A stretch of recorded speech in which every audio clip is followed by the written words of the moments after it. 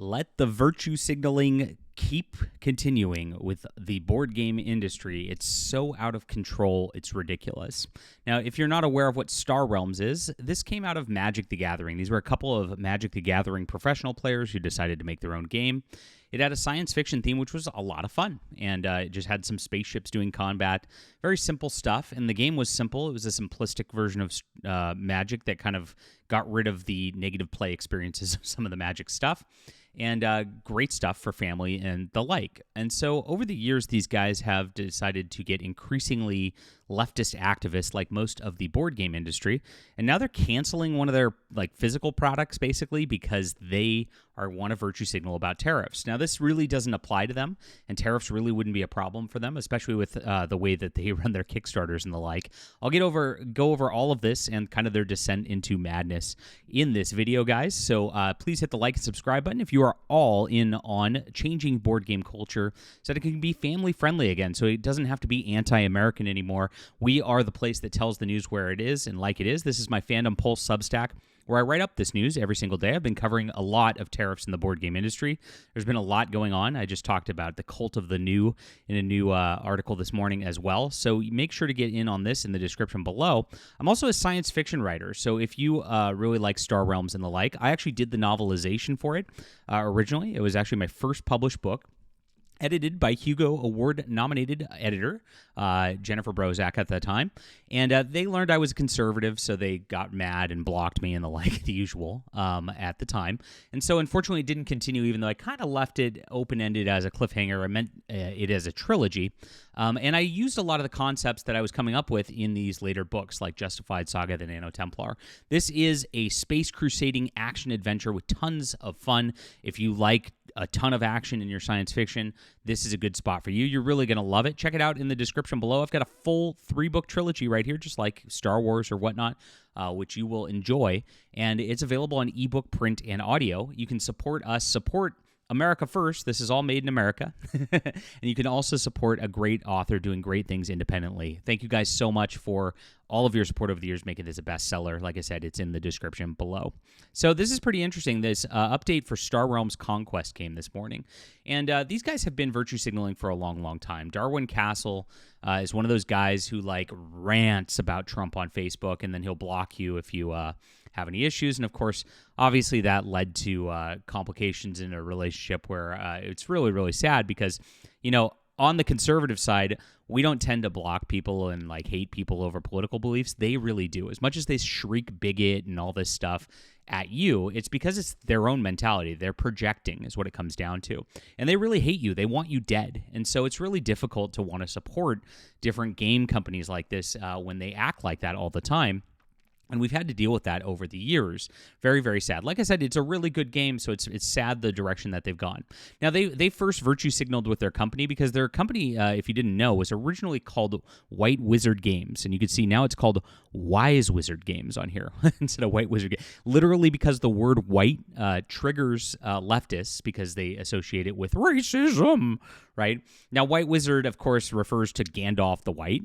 And Gandalf is a character, and white symbolizes purity and goodness and etc.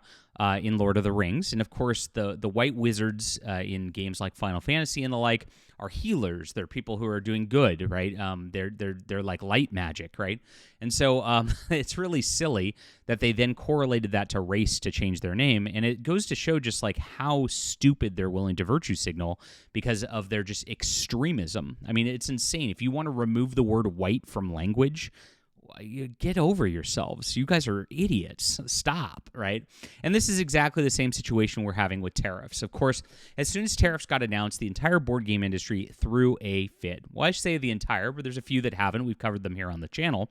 But Eric Lang started going off on Facebook. He actually got some criticism from a game designer who actually makes all of his stuff in the USA. telling him that he should, stop using Chinese slave labor, and then it wouldn't be a problem. And of course, Eric Lang turned it racial, just like these guys always do. Like I said, they always project. He told the guy, "Kiss my black ass," in response. It was really, really cringy. And then we had Cool Mini or Not blaming their business problems on tariffs, saying they're stopping development and laying people off. That's been a news story this week as well. On top of this, we've had Steve Jackson Games doing the same, and then the CEO, of course, flounced right away after they've had 2 years of problems.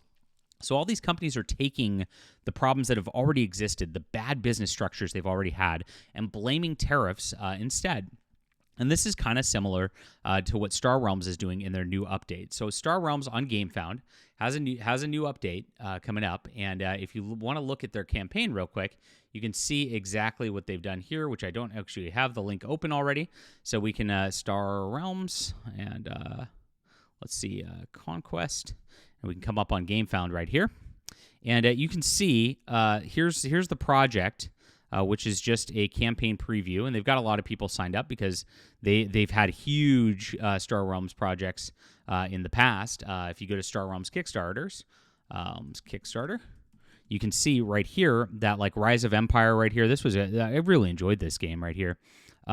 8,000 backers, almost $1 million, and that these games. Gosh, when did I back this? When was this originally up? I don't even remember.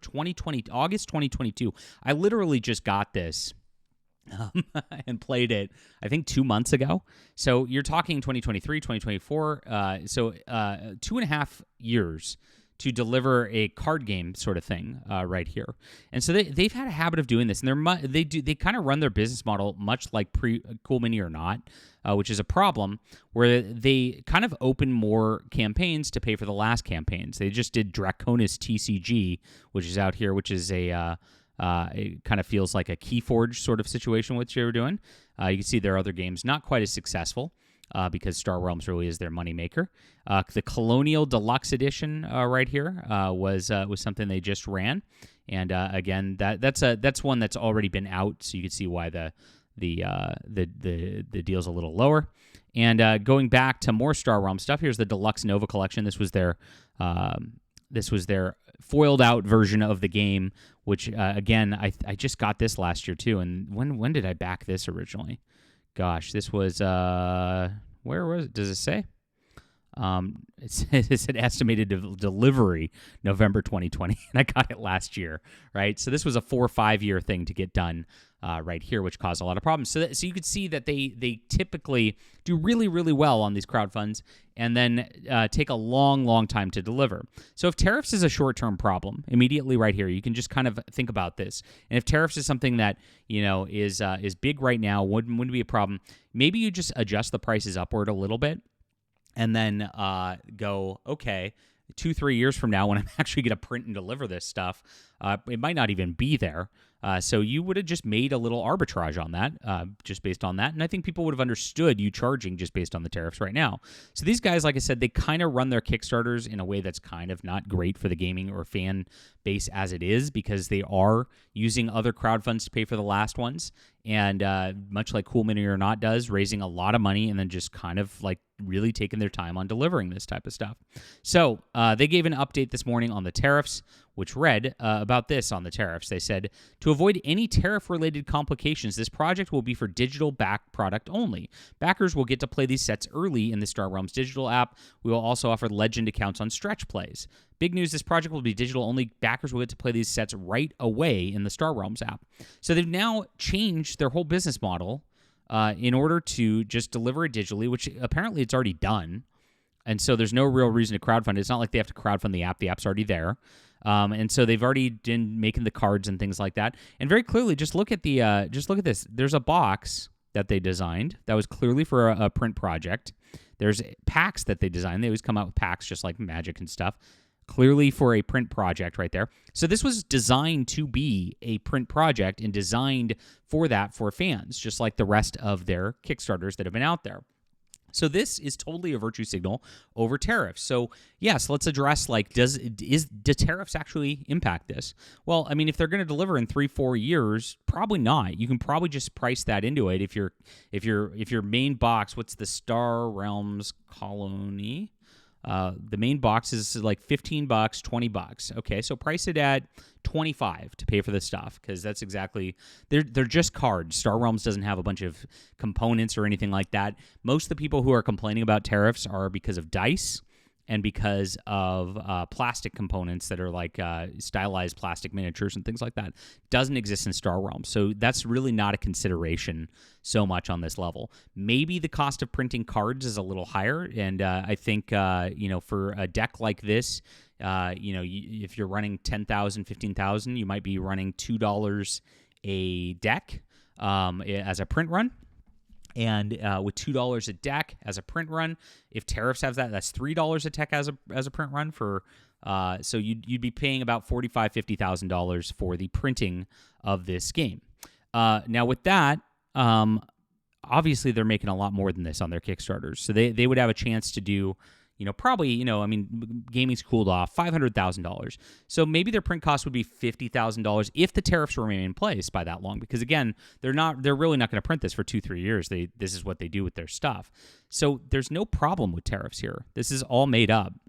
So they clearly are doing this for a strange reason. What is the reason on this? And they say at the bottom of this that they're going to produce a print version anyway that'll come out down the line. And so this is clearly just hey, we need money, we need cash real quick. And so back our digital version of this real quick to get an influx of cash. And I think the real problem they have is probably not even this, but the real reason is the tariffs are probably impacting this, because again, this one didn't sell that well. They're probably not going to print 10,000, and there's definitely bulk discounts and things like that. And so because of that, this is probably very, very costly for them to produce. They've got 1,000 copies. Let's call them $5 each per deal. So 5 times, let's call it 2068. It's about $6,000 to produce. Now, if tariffs doubled that, that's $12,000 to produce. They still don't really have a problem there. I don't understand what's going on. So doesn't make sense. I don't know where the money's going at this point, and this is where it gets kind of weird, right? And so obviously they are just trying to get money off of their audience for this Kickstarter, and there's no real reason to crowdfund it or anything like that, because it's going to be available on the app as a digital download you could buy on the app anyway, like all their other products. So what is happening here? The only reason for this is to virtue signal about Trump tariffs at this point, because like I said, the entire board game industry is all about just this top-heavy, screwed-up, bloated situation where it's politics first, and then it's everything else. And this is the whole problem with everything that's going on right now. Obviously, tariffs would not be a problem. And look, I gave those numbers. Like, even if they doubled their cost by printing in the United States, which you can easily print cards in the United States. There's no, while they might be true about dice or miniatures or things like that being difficult at large quantities, not difficult to get printing done. This is paper. You can get the same quality paper. There's box companies that design boxes that I actually know some in the United States, and I've used them before. And so you can get all of that done very, very easily in the United States or in Mexico or whatever without having to do a Chinese sort of thing. So this is really, really just a virtue signal. The entire reason they're delaying this is just to punt things down the road and then to try to garner sympathy from the leftists in the board game industry that, hey, guys, back us because we're hurting from tariffs. And because of that, they can just do this digital project that's already done and get an influx of cash on a game fund sort of situation, which they'll get more money on than if they just had it up in their app store, because they kind of remove the middleman on that level. Interesting stuff right here. This is exactly what the game industry is doing all the way around. It's a huge virtue signal. You could tell that they're just doing this over politics, and it's just so stupid because it's really just going to hurt them at the end of the day. It doesn't, and hurt the customers at the end of the day who don't get to get a Star Wars conquest in a timely manner, which they wouldn't anyway because of their bad business practices to begin with. And this needs to change. We need new blood in this board game industry that's actually going to be customer first, gamer first, and not politics first. Leave a comment down below with what you think about this. Please hit the like and subscribe button. Sign up for my Fandom Pulse Substack. Don't miss any of the gaming news that nobody else will tell you. And make sure to grab Justified Saga the Nano Templar in the description below. Thank you for being here. We'll be back soon.